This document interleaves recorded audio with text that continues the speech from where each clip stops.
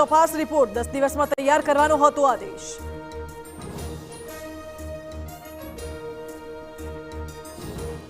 કચ્છમાં મૌલાના સલમાન અઝહરી સામે નોંધાયેલી ફરિયાદ અંગે કાર્યવાહી। મૌલાનાનો કબજો લઈને કરી અટકાયત। બપોર બાદ ભચાઉ કોર્ટમાં રજૂ કરીને પોલીસ માંગશે રિમાન્ડ।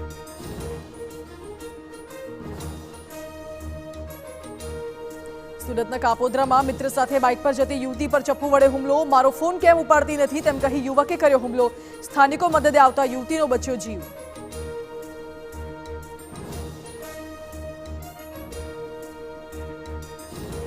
બનાસકાંઠામાં 14 એકમોના ખાદ્ય પદાર્થોના સેમ્પલ ફેલ। તેલ, મરચું, ઘી, કેરીનો રસ, મીઠાઈ અને મલાઈના લીધા હતા સેમ્પલ। 84 લાખનો ફટકાર્યો દંડ।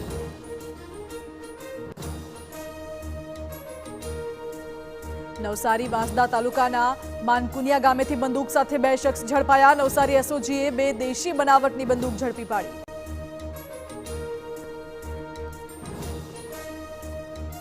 પાકિસ્તાનમાં સામાન્ય ચૂંટણી માટે મતદાન શરૂ।